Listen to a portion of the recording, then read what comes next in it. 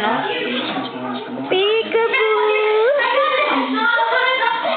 Naririnig niya yung ate niya. Peekaboo, Daphne! Peekaboo! Naingay sila eh. Sumali doon sa gulo, ano? Curious! Mm. Curious, Daphne! Daphne, curious! Daphne! Ay! Daphne! Where's ate? Nga pala mga bed ditong tataas kasi matataas sila. Daphne! Sa atin, di ba? Ang ganito lang, di ba?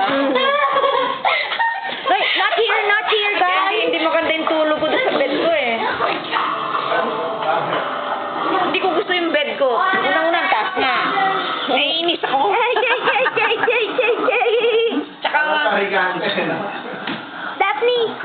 Daphne! Tapos yung, kasi yung bed ko sa ano, sa Bacolod. Hello, Daphne!